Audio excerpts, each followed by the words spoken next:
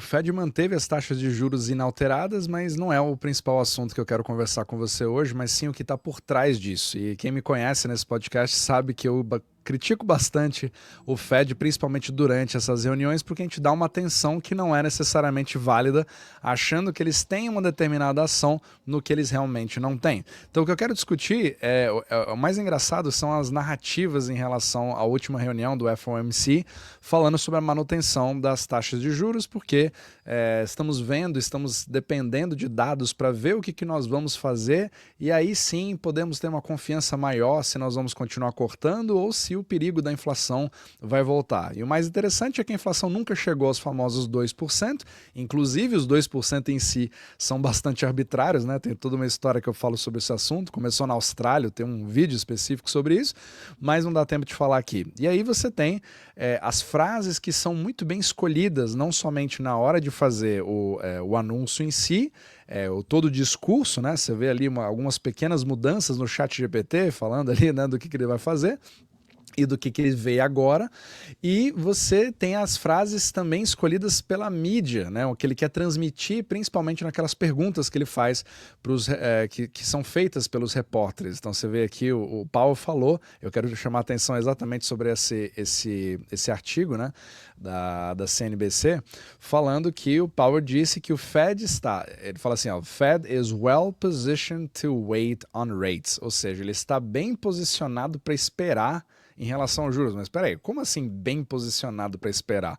Ou você diz que tem o controle dos juros e de fato você tem, alterando a mecânica monetária, fazendo esses juros subirem ou caírem, ou você simplesmente está dando um tiro no escuro e rezando para que as coisas deem certo. E é exatamente isso que ele faz. Só que, como o próprio Jeff Snyder, né, do Eurodollar University, fala bastante sobre esse assunto, de que 98% das ações do Fed são baseadas em expectativas e narrativas e somente 2% tem alguma conexão com a realidade, trabalhando ali a mecânica monetária.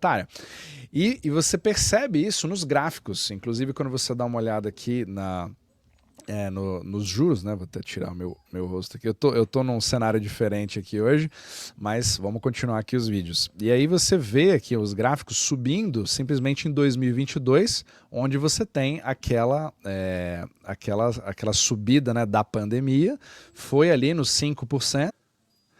E aí todo mundo ficou esperando ali durante praticamente um ano o famoso Fed Pivot, né, aquela virada para começar a cortar os juros, e isso aconteceu no ano passado, só que depois ele congelou. E agora nós estamos justamente nessa linha aqui, esperando o que vai acontecer. Então o Fed está naquela de, não, eu preciso de mais dados, eu preciso ter mais confiança para ver como as coisas vão indo. E obviamente que isso cria uma série de confusões, porque afinal de contas você controla ou não controla?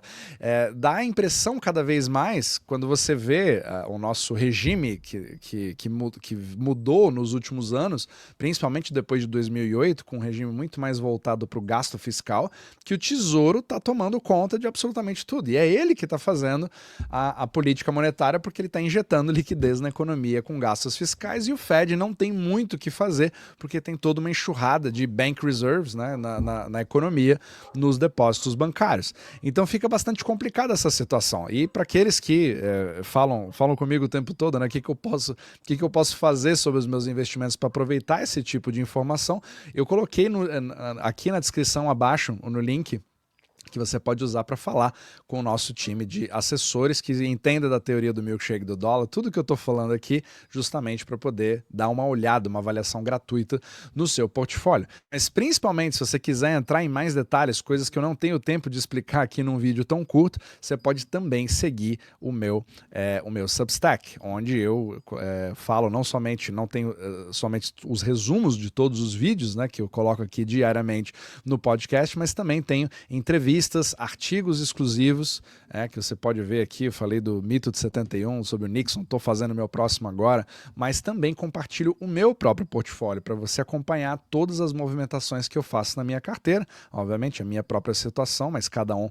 vai poder ver ali baseado no que ele faz, e também vídeos exclusivos semanais para membros. Aqui eu entro em detalhes sobre tudo que nós estamos estudando como se fosse uma mini universidade para você realmente ficar a par de como que funciona o sistema monetário. E os links todos estão na descrição abaixo.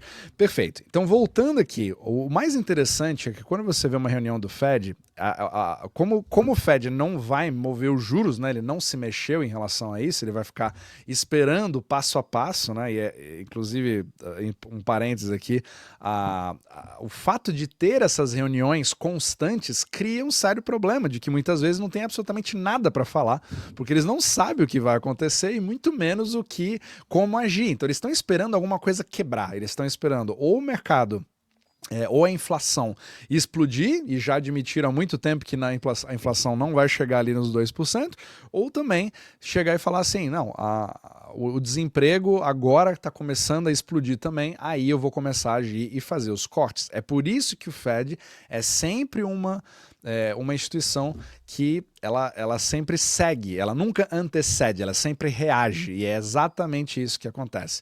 Então você percebe, inclusive, nas próprias curvas. Agora, o mais interessante aqui é que essa reunião ela tem uma parte específica que a gente chama de dot plot, que é algo que é passado somente em relatórios trimestrais, onde você tem ali como se fosse um cartãozinho com vários pontinhos que falam sobre os membros do Fed e as expectativas que eles têm para o futuro em relação aos cortes de juros, ou seja, onde que eles estão vendo os cortes de juros acontecerem nos próximos meses.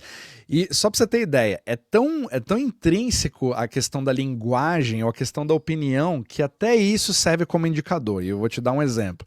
No relatório de março, você tinha ali o dot plot mostrando que 4 membros, essa imagem eu peguei do Jeff Snyder, né, que foi muito boa, ele resumiu muito bem, que 4 membros do Fed, porque é um comitê de vários membros, viu 0 cortes em 2025, ou seja, 4 desses membros não veem nenhuma possibilidade de ter nenhum tipo de corte, porque muitos dizem até que eles vão começar a subir a partir daqui, mas estão simplesmente paralisados.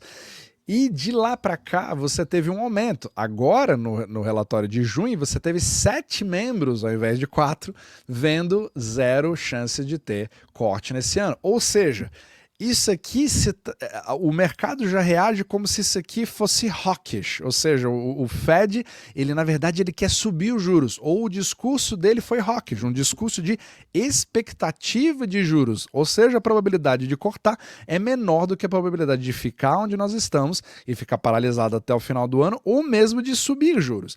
E aí o mercado já começa a reagir dessa forma, é o famoso higher for longer. Só que quando você entende a história, você vê que um ano atrás, esse cenário foi exatamente da mesma forma. Você reclama sobre o sticky inflation, aquela inflação que fica grudenta, que não sai, então eu preciso manter os juros altos, etc. Então percebe como tudo isso cria uma mega cortina de fumaça que atrapalha todo investidor para saber o que finalmente ele vai fazer com seus investimentos. Então, sem falar que o mais importante é entender que não somente os juros não controlam a inflação, mas que quando você tem um juro maior que está no mercado, num regime de gastos fiscais gigantescos, ele é estimulativo. Você não consegue compensar com a baixa do crédito para a população para poder reduzir a inflação, destruindo demanda, porque o fiscal está comendo solto. Então isso significa que você tem mais despesas do governo em relação ao fiscal para pagar os juros da sua própria dívida, que agora vão aumentar. E a ponta longa da curva de juros dos Estados Unidos já vem dizendo isso. Ou seja, você cria um efeito estimulativo, principalmente se o Fed subir. Aí você cria, na verdade, nada mais é do que seguir o que a curva já está fazendo, porque justamente essa curva veio subindo. Percebe como o Fed ele é muito difícil ele agir ao contrário. Então, primeiro a parte longa da curva, ela lidera, para depois o Fed fingir que tem aquele controle, né, o famoso forward guidance. O que eu vou fazer com a minha taxa básica é o que todo o resto do mercado vai acabar fazendo. E a gente continua perpetuando essa mesma jornada de narrativas, justamente porque temos uma agenda midiática com calendário e as datas futuras já predeterminadas para ficar como aquele final de Copa do Mundo, né? Que todo mundo espera o que vai acontecer para o mercado começar a reagir. Só que, infelizmente, nós temos que dar atenção a isso, porque se a sua visão é mais de curto prazo, se você é um trader, por exemplo, não é o meu caso, mas se você vê mais esses movimentos de curto prazo, você precisa ficar atento porque isso afeta a liquidez. No longo prazo, são os fundamentos que acabam ganhando o jogo, e aí você tem que ver quais são as medidas e qual que é o tamanho da porrada, né, que você vai dar ali de cara com a parede, porque os fundamentos não funcionam dessa forma. Então fica realmente um jogo bastante difícil, dúbio, e o meu objetivo aqui é justamente ajudar você, dando ferramentas ali diariamente para que você entenda o que está acontecendo por trás das linhas ali, né, dos bastidores no Fed. Mas no momento onde nós temos tanta coisa acontecendo, principalmente geopolítico, uma transição de governo ali com o Trump querendo substituir o Jerome Powell de qualquer jeito, porque na cabeça dele ele quer cortar os juros de uma vez por todas o mais rapidamente possível, 1% se for possível de uma vez só, você percebe um grande movimento e um grande choque que vai trazer volatilidade para os mercados, principalmente se houver essa substituição para uma pessoa muito mais a favor ali do Trump, seja o próprio Scott Bessent, seja uma outra pessoa, enfim, tem uma série de tramas políticas acontecendo ali que acabam transcendendo toda a parte da mecânica monetária. Mas, como sempre, vamos ver a cena dos próximos capítulos e talvez, cada vez mais, nós tenhamos ali um futuro tornando ali o Fed cada vez mais irrelevante.